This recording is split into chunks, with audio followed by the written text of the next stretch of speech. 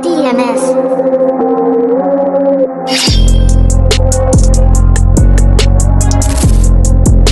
Halo teman-teman, perkenalkan nama saya Selvila Dama dengan NPM 02272411. Nah, di sini kita akan membahas tentang beberapa pembahasan sebelum-sebelumnya, yaitu dari part 1 dan part 7, dimana kalau kalian mengikuti itu pasti kita sudah membahasnya, tetapi di sini saya ingin membahasnya kembali karena ini adalah salah satu tugas, dimana tugas ini adalah tugas terakhir atau tugas UAS atau ujian akhir semester kami. Nah, sebelumnya teman-teman, di sini saya akan membahas tentang sejarah perbankan syariah. Nah, teman-teman, selanjutnya kita akan membahas tentang prinsip dasar syariah, di mana prinsip dasar syariah adalah seperangkat aturan dan pedoman yang berasal dari Al-Quran dan Sunnah, di mana yang mengatur berbagai aspek kehidupan, termasuk ekonomi dan keuangan. Tujuan utamanya adalah untuk mencakup kesejahteraan dan keadilan bagi seluruh umat manusia, di mana beberapa prinsip-prinsip dasar yang saya ambil di sini ada larangan riba atau bunga, di mana riba ini adalah penambahan nilai yang tidak adil dan transaksi pinjaman dalam transaksi pinjam meminjam. Kemudian dalam syariah, riba dianggap haram karena dapat menyebabkan eksploitasi dan ketidakadilan. Sebagai gantinya digunakan sebagai bagi hasil atau mudharabah atau penyertaan modal atau musyarakah untuk menjadi landasan atau pengganti dari larangan riba tersebut. Kemudian ada keuntungan dan kerugian ditanggung bersama. Nah, dalam transaksi bisnis, keuntungan dan kerugian harus ditanggung bersama oleh semua pihak yang terlibat.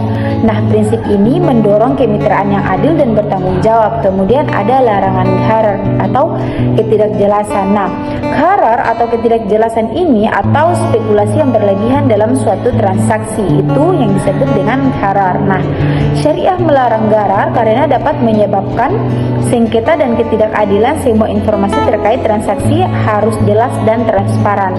Kemudian ada larangan maisir atau perjudian. Di maisir maisir ini adalah segala bentuk perjudian atau pertaruhan yang melibatkan unsur untung-untungan. Nah, syariah melarang maisir karena dapat menyebabkan kecanduan dan kerugian finansial. Nah, investasi pada usaha halal. Selanjutnya ini ada investasi pada usaha halal, di mana dana hanya boleh diinvestasikan pada usaha yang halal dan tidak bertentangan dengan prinsip-prinsip syariah. Usaha yang haram seperti produksi alkohol, perjudian, atau riba larangan. Kemudian ada keadilan dan keseimbangan. Nah, semua transaksi harus dilakukan dengan adil dan seimbang, di mana tanpa merugikan salah satu pihak. Syariah mendorong keseimbangan antara kepentingan individu dan masyarakat. Nah, ada juga penerapan di Indonesia. Nah, penerapannya di Indonesia, lebih tepatnya di Maluku Utara ini, prinsip-prinsip syariah diterapkan dalam berbagai lembaga keuangan syariah di Indonesia, termasuk di Maluku atau di Maluku Utara sendiri ini.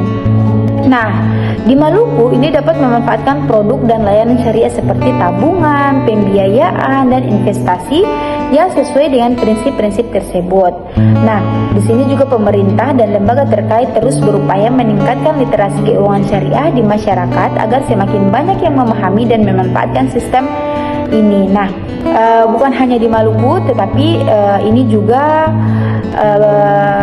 berfungsi pada semua manusia atau semua orang. Nah, teman-teman, selanjutnya kita akan membahas tentang regulasi atau penjelasan mengenai tantangan regulasi. Nah, tantangan regulasi dalam konteks perbankan syariah adalah isu kompleks yang memengaruhi pertumbuhan dan stabilitas industri ini. Regulasi yang sering berubah, kebijakan pemerintah yang ketat, dan standar syariah yang berbeda-beda ini dapat mempengaruhi operasional bank syariah. Nah, beberapa tantangan regulasi utama yang dihadapi oleh perbankan syariah, di mana yang pertama adalah perubahan regulasi yang sering. di mana regulasi yang sering berubah dapat menciptakan ketidakpastian dan menyulitkan bank syariah dalam merencanakan strategi jangka panjang. Perubahan regulasi juga dapat meningkatkan biaya kepatuhan dan mengurangi daya saing bank syariah. Nah, kemudian juga ada kebijakan pemerintahan yang ketat, di mana kebijakan pemerintah yang terlalu ketat dapat menghambat inovasi dan pertumbuhan bank syariah. Misalnya, pembatasan pada jenis produk dan layanan yang dapat ditawarkan oleh bank syariah. Kemudian ada standar syariah yang berbeda-beda, di mana perbedaan interpretasi terhadap prinsip-prinsip syariah dapat menyebabkan standar yang berbeda-beda antara negara atau lembaga, di mana hal ini dapat menyulitkan harmonisasi regulasi yang menghambat perdagangan lintas batas produk dan layanan syariah. Kemudian ada kurangnya sumber daya manusia yang kompeten. Nah, ini juga sudah kita bahas sebelum-sebelumnya, part sebelumnya, di mana kurangnya tenaga ahli yang memiliki pemahaman mendalam tentang prinsip-prinsip syariah dan regulasi perbankan. Nah, hal ini dapat menghambat pengembangan dan implementasi regulasi yang efektif. Nah, ada juga infrastruktur hukum yang belum memadai, di mana kurangnya pengadilan atau lembaga arbitrer yang memiliki keahlian khusus yang menyelesaikan sengketa syariah. Hal ini dapat meningkatkan risiko hukum dan mengurangi kepercayaan investor.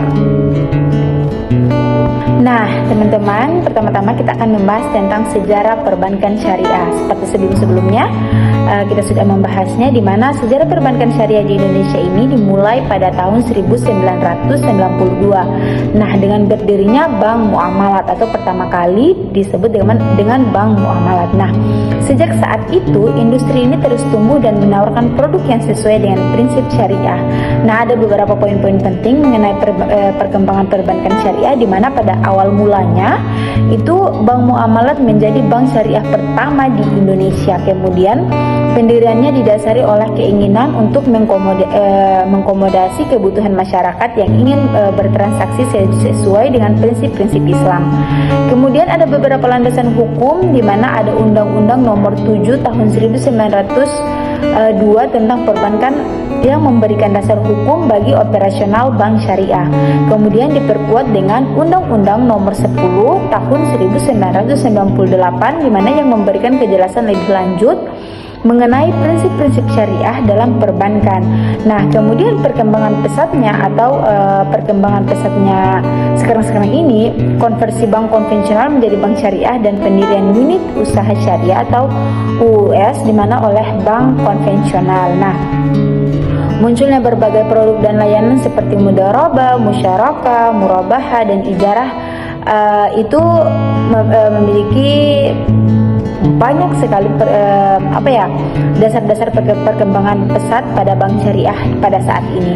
Kemudian ada tantangan dan peluang. Nah, ada literasi keuangan syariah yang perlu ditingkatkan di masyarakat. Kemudian juga ada pesaing dengan bank konvensional yang semakin ketat.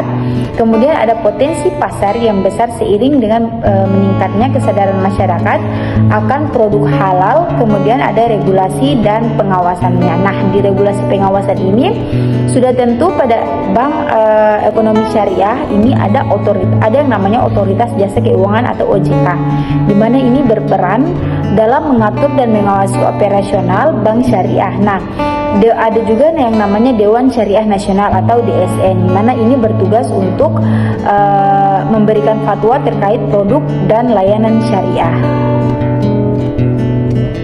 Nah, teman-teman, selanjutnya kita akan membahas tentang dampak tantangan regulasi seperti sebelum-sebelumnya dari part 1 sampai part 7.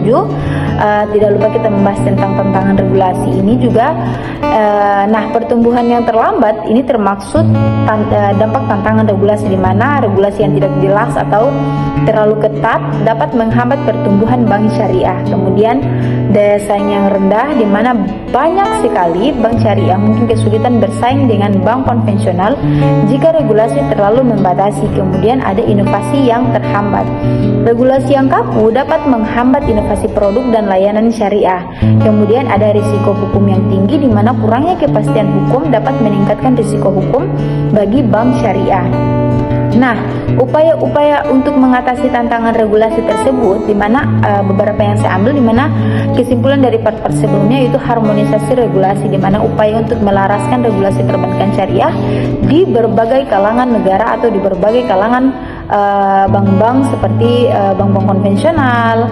Kemudian juga ada peningkatan kapasitas, di mana pelatihan dan pengembangan sumber daya manusia yang kompeten di bidang regulasi syariah.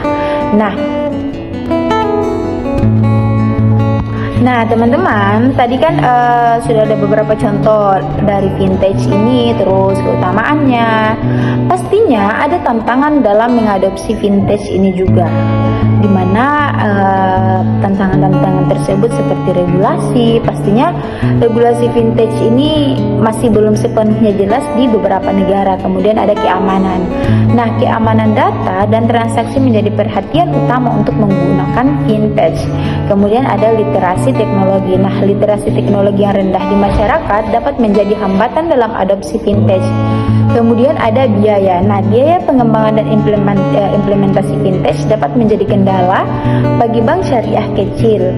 Nah, kita bisa melihat di situasinya di Indonesia, terutama di Maluku atau di Maluku Utara sendiri. Nah, di Indonesia atau di Maluku, vintage syariah sedang berkembang juga, tetapi Otoritas Jasa Keuangan atau OJK ini tidak henti-hentinya terus berupaya mengembangkan regulasi yang mendukung pertumbuhan vintage syariah. Nah, di North Maluku atau di Pulau Maluku ini, potensi pasar vintage syariah sangat besar karena kebanyakan mayoritas kita itu penduduknya adalah Muslim. Bank syariah dapat memanfaatkan potensi ini dengan mengembangkan produk dan layanan vintage yang sesuai dengan kebutuhan masyarakat setempat. Nah, teman-teman, selanjutnya kita akan membahas tentang inovasi produk. Nah, seperti sebelum-sebelumnya juga kita sudah membahasnya, tetapi mari kita mengambil kesimpulan dari pembahasan part 1 dan part 7. Nah, sudah pasti kesimpulan yang saya ambil tidak singkat, karena part 1 dan part 7 itu pembahasannya sangat bisa dikatakan komplit, atau pembahasan satu persatu yang berurutan, dimana kita harus mengambil kesimpulannya. Terus kemudian dimana kita akan membahas inovasi produk kali ini, dimana inovasi produk dalam konteks keuangan syariah ini sudah kita ketahui bersama, itu adalah mengembangkan produk dan layanan keuangan baru yang sesuai dengan prinsip-prinsip syariah dan memenuhi kebutuhan masyarakat modern. Nah, inovasi ini sangat penting untuk menarik nasabah baru, meningkatkan daya saing, dan berkontribusi pada pertumbuhan industri keuangan syariah. Nah, beberapa aspek penting terkait inovasi produk dan keuangan syariah. Yang pertama adalah jenis-jenis inovasi produknya. Nah, produk berbasis teknologi atau pengembangan produk keuangan syariah yang bermanfaat teknologi seperti yang sudah saya sebutkan tadi, seperti e-wallet, P2P, dan robo-advisor syariah dan juga lainnya. Nah, produk yang disesuaikan dan kebutuhan spesifik juga harus ada, karena kenapa? Pengembangan produk keuangan syariah yang disesuaikan dengan kebutuhan kelompok masyarakat tertentu seperti produk untuk UMKM atau usaha menengah, kemudian petani dan milenial juga, dan lain sebagainya. Kemudian ada produk yang berkelanjutan, di mana pengembangan produk keuangan syariah yang mendukung pembangunan berkelanjutan dan ramah lingkungan. Kemudian ada produk yang menggabungkan unsur sosial, di mana pengembangan produk keuangan syariah yang menggabungkan unsur sosial seperti wakaf blanket, deposit, atau sukuk yang digunakan untuk membiayai proses atau proyek sosial. Nah, kemudian ada faktor-faktor yang mendorong inovasi, di mana perkembangan teknologi ada, karena kenapa? Perkembangan teknologi memungkinkan pengembangan produk keuangan syariah yang lebih efisien, mudah diakses, dan inovatif. Kemudian ada perubahan kebutuhan masyarakat, di mana perubahan kebutuhan masyarakat, terutama generasi muda, mendorong mengembangkan produk keuangan syariah yang lebih relevan dan menarik. Kemudian ada persaingan. Nah, tidak lupa pastinya dari persaingan persaingan antara lembaga ini, pastinya keuangan syariah mendorong mereka untuk berinovasi dan menawarkan produk yang lebih unggul pastinya. Kemudian ada dukungan regulasi, di mana regulasi yang mendukung inovasi dapat mendorong pengembangan produk keuangan syariah yang lebih beragam. Kemudian ada tantangan dalam inovasi produk, di mana kepatuhan syariah, di mana semua produk baru harus memenuhi prinsip-prinsip syariah yang ketat. Kemudian ada regulasi, di mana regulasi yang belum jelas atau terlalu ketat dapat menghambat inovasi produk. Kemudian ada sumber daya manusia, di mana kurangnya tenaga ahli yang memiliki pemahaman mendalam tentang prinsip-prinsip syariah dan teknologi. Ada juga biaya. Nah, biaya ini pastinya mengembangkan dan mengimplementasikan produk baru dapat menjadi kendala. Nah, contoh inovasi produk itu ada vintage syariah, green sukuk, wakaf, linked deposit, atau crowdfunding syariah. Kemudian situasi di Indonesia atau di Maluku. Nah, kita membahasnya juga pastinya kita harus mengimplementasikan di daerah kita nih. Nah, bagaimana dengan daerah Maluku atau situasinya di Maluku ini? Nah, kalau di Indonesia inovasi produk keuangan syariah sedang berkembang pesat juga, tetapi tidak luput dari otoritas jasa keuangan atau OJK juga, karena terus berupaya mendorong inovasi produk keuangan syariah melalui berbagai program dan kebijakan. Nah, di Maluku sendiri potensi pasar untuk produk keuangan syariah yang inovatif sangat besar. Lembaga keuangan syariah dapat memanfaatkan potensi ini dengan mengembangkan produk yang sesuai dengan kebutuhan masyarakat setempat, seperti produk untuk petani, nelayan, atau UMKM. Nah, selanjutnya teman-teman, kita akan membahas tentang peluang teknologi finansial. Sebelumnya juga kita sudah membahasnya, di mana peluang teknologi finansial itu atau vintage, atau biasa disebut dengan vintage, pastinya kita sudah tidak lagi asing dengan yang namanya vintage atau teknologi finansial ini sangat besar bagi bank syariah, di mana vintage dapat membantu bank syariah untuk meningkatkan efisiensi, memperluas jangkauan, dan menawarkan produk dan layanan yang lebih inovatif. Nah, beberapa peluang vintage utama bagi bank syariah, di mana yang pertama adalah meningkatkan aksesibilitas, di mana vintage dapat membantu bank syariah untuk menjangkau nasabah yang berada di lokasi terpencil atau yang sulit diakses oleh cabang fisik. Kemudian melalui aplikasi mobile dan platform online, di mana bank syariah dapat menawarkan layanan kepada nasabah di mana saja dan kapan saja. Kemudian ada peningkatan efisiensi. Nah, di sini vintage juga dapat membantu bank syariah untuk mengotomatiskan proses bisnis dan mengurangi biaya operasional.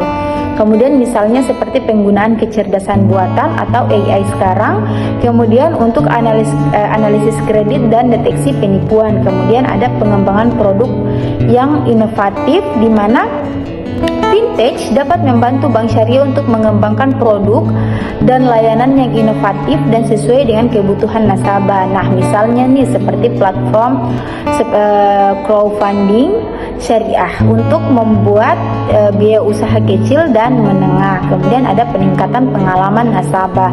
Nah, ini juga tidak bisa luput teman-teman, karena vintage ini dapat membantu bank syariah untuk meningkatkan pengalaman nasabah melalui layanan yang lebih personal dan cepat. Kemudian misalnya nih seperti chatbot untuk layanan pelanggan dan aplikasi mobile yang mudah digunakan oleh masyarakat. Kemudian ada peningkatan literasi keuangan syariah. Nah, vintage dapat membantu bank syariah untuk meningkatkan literasi keuangan syariah di masyarakat melalui platform edukasi online dan aplikasi mobile yang inovatif. Nah, contohnya nih seperti penerapan vintage dalam perbankan syariah. Kemudian beberapa contoh penerapan vintage dalam perbankan syariah juga ini kita bisa dapat mengambil beberapa contohnya seperti e-wallet syariah. Kalau di bank konvensional juga memang ada yang namanya juga ada e-wallet, tetapi di bank syariah juga pastinya harus ada yang namanya e-wallet, itu sebagai peningkatan teknologi atau peningkatan akses agar cepat. Nah, ada e-wallet syariah. Nah, aplikasi ini sebagai aplikasi dompet digital yang memungkinkan nasabah untuk melakukan pembayaran transfer dan transaksi lainnya sesuai dengan prinsip-prinsip syariah. Kemudian ada P2P, P2P lending syariah. Nah, ini platform pinjam meminjam online yang menghubungkan peminjam dan pemberi pinjaman sesuai dengan prinsip-prinsip syariah. Kemudian juga ada Robo Advisor Syariah, di mana aplikasi yang memberikan saran investasi otomatis berdasarkan prinsip-prinsip syariah. Ada juga yang namanya blockchain. Ini kalau tidak salah untuk keuangan syariah atau teknologi blockchain ini dapat digunakan untuk meningkatkan transparansi dan keamanan dalam transaksi keuangan syariah. Nah, teman-teman, selanjutnya kita akan membahas tentang perkembangan global. Nah, perkembangan global keuangan syariah adalah pertumbuhan dan ekspansi industri keuangan syariah di seluruh dunia. Nah, industri ini tidak hanya berkembang di negara-negara mayoritas Islam atau Muslim, tetapi juga di negara-negara non-Muslim. Ada beberapa aspek penting terkait perkembangan global keuangan syariah. Nah, yang pertama ada pertumbuhan aset, di mana aset keuangan syariah global terus meningkat dari tahun ke tahun. Nah, ini pertumbuhan di Indonesia pertumbuhan ini dorong oleh meningkatnya permintaan terhadap produk dan layanan syariah dari berbagai negara. Kemudian ada ekspansi geografis. Nah, industri keuangan syariah tidak hanya berkembang di negara-negara Timur, Tengah, dan Asia Tenggara, tetapi juga di negara-negara Eropa, Amerika, dan Afrika. Kemudian negara-negara seperti Inggris, Luxembourg, dan Afrika Selatan telah menjadi pusat keuangan syariah yang penting. Kemudian ada inovasi produk. Nah, industri keuangan syariah terus berinovasi dan mengembangkan produk yang lebih beragam dan kompleks.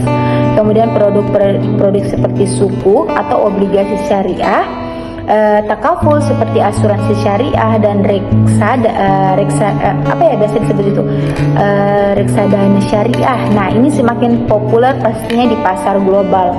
Kemudian ada regulasi dan standarisasi. Nah, upaya untuk harmonisasi regulasi dan standarisasi produk keuangan syariah terus dilakukan di tingkat global. Organisasi seperti Islamic Financial Service Board atau IFCB ya, kalau nggak salah ya itulah, dan Accounting and Auditing organisasinya antara intinya itu berperan penting dalam mengembangkan standar keuangan syariah. Nah, faktor-faktor yang mendorong pertumbuhannya di mana diantaranya seperti meningkatkan kesadaran masyarakat tentang keuangan syariah, dukungan pemerintah dan regulator, pertumbuhan ekonomi di negara-negara Muslim, inovasi produk dan layanan, tantangan dalam pengembangan global.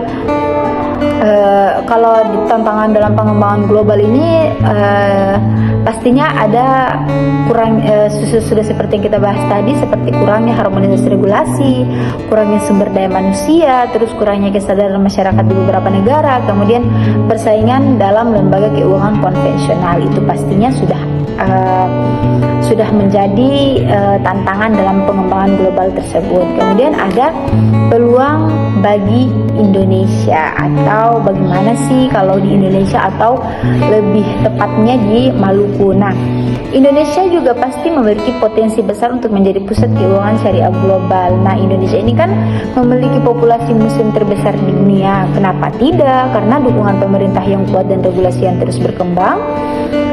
Di Maluku juga dapat berkontribusi pada pengembangan keuangan syariah nasional dengan mengembangkan produk dan layanan sesuai dengan kebutuhan masyarakat setempat dan memanfaatkan potensi sumber daya alam yang ada.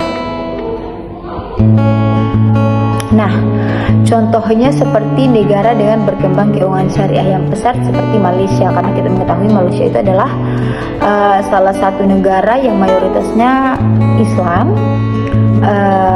Kebanyakan Islam, karena Malaysia merupakan salah satu pemimpin dalam industri keuangan syariah global juga. Inggris juga karena menjadi pusat keuangan syariah yang penting di Eropa. Kemudian di Arab, nah ini Arab pastinya kan, karena Arab tuh memiliki industri keuangan syariah yang kuat dan terus berkembang. Kemudian Arab Saudi, kalau yang tadi tuh kayaknya kalau nggak salah tuh Emirat Arab. Kalau yang ini, kalau Arab Saudi itu pasar utama pastinya bagi produk keuangan syariah. Nah, teman-teman, kita akan membahas tentang kesadaran masyarakat. Nah, tidak luput dari part-part sebelumnya. Kesadaran masyarakat tentang keuangan syariah ini tingkat pemahaman dan pengetahuan masyarakat tentang prinsip-prinsip, produk, dan manfaat keuangan syariah. Meningkatnya kesadaran ini sangat penting untuk mendorong pertumbuhan dan pengembangan industri keuangan syariah.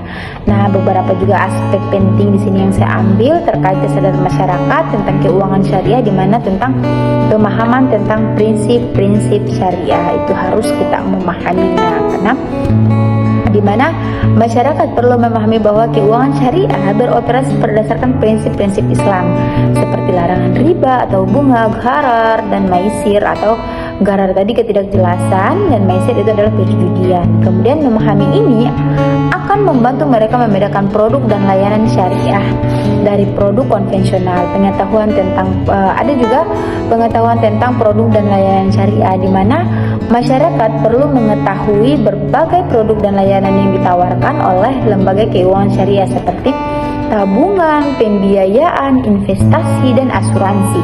Kemudian pengetahuan ini akan membantu mereka memiliki produk yang sesuai dengan kebutuhan dan preferensi mereka.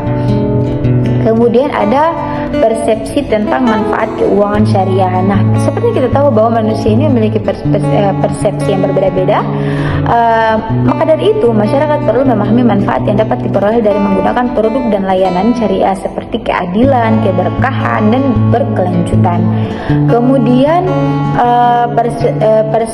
persepsi positif ini akan mendorong mereka untuk beralih ke keuangan syariah.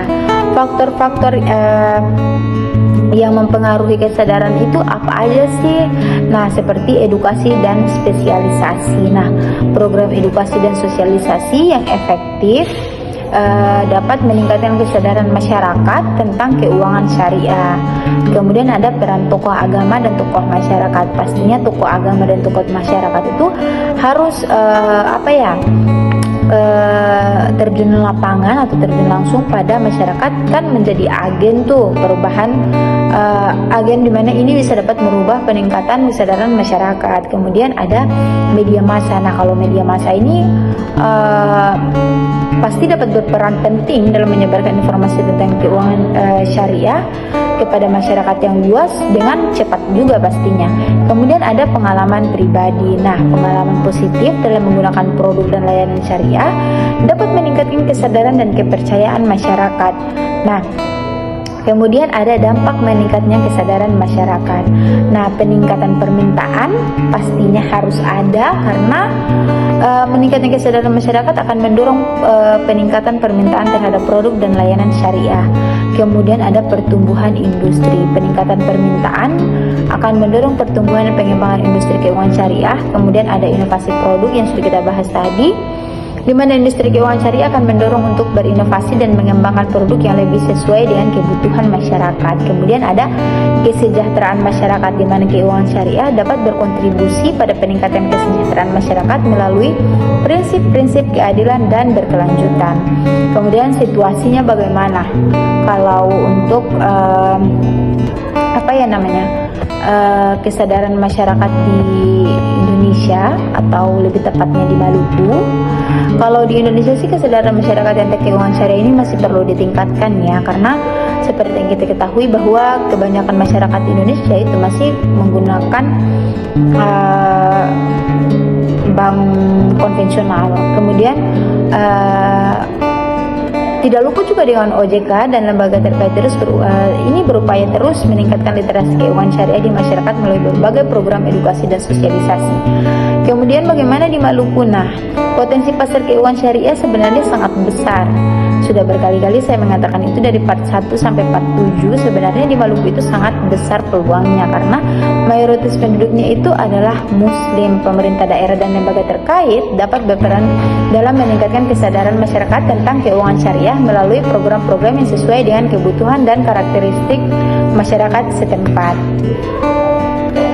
Nah, teman-teman, selanjutnya kita akan membahas tentang peluang teknologi finansial, di mana peluang teknologi finansial atau fintech sangat besar bagi bank syariah. Nah, fintech dapat membantu bank syariah untuk meningkatkan efisiensi dan memperluas jangkauan, juga menawarkan produk dan layanan yang lebih inovatif. Kemudian ada beberapa peluang fintech utama bagi bank syariah, di mana yang pertama ada peningkatan aksesibilitas, di mana fintech dapat membantu bank syariah untuk menjangkau nasabah yang berada di lokasi terpencil atau yang sulit diakses oleh cabang fisik.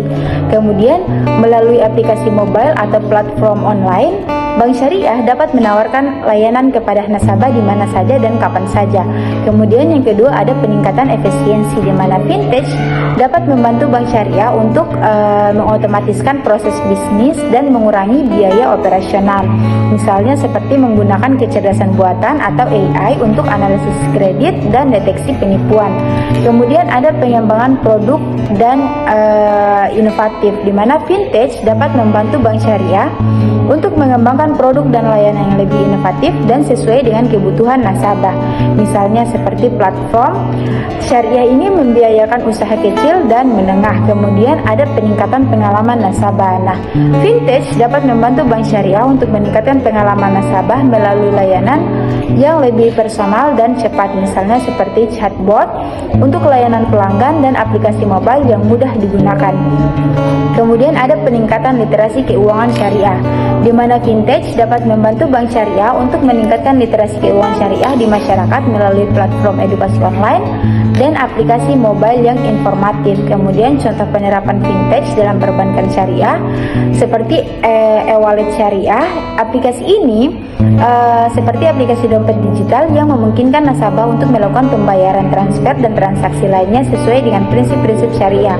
Kemudian ada ada yang namanya P2P lending syariah, di mana platform pinjam meminjam online yang menghubungkan peminjam dan pemberi pinjaman sesuai dengan prinsip-prinsip syariah.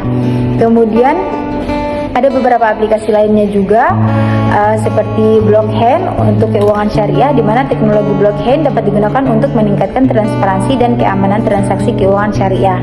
Nah, tantangan dalam mengadopsi fintech itu ada regulasi. Nah, regulasi fintech masih belum sepenuhnya jelas di beberapa negara. Kemudian ada keamanan juga, ada literasi teknologi, ada biaya-biaya. Nah, ini biaya mengembangkan dan implementasi fintech dapat menjadi kendala bagi bank syariah kecil. Bagaimana situasinya di Indonesia atau lebih tepatnya di Maluku? Nah, situasi di Indonesia, fintech syariah sedang berkembang pesat. Tidak luput juga dari Otoritas Jasa Keuangan atau OJK. Ini terus berupaya mengembangkan regulasi yang mendukung pertumbuhan fintech syariah. Sedangkan di Maluku, potensi pasar fintech syariah sangat besar karena mayoritas penduduknya adalah muslim. Nah, bank syariah dapat memanfaatkan potensi ini dengan mengembangkan produk dan layanan fintech yang sesuai dengan kebutuhan setempat. Nah, teman-teman, mungkin hanya itu penjelasan dari saya. Sekian dan terima kasih. Wassalamualaikum warahmatullahi wabarakatuh.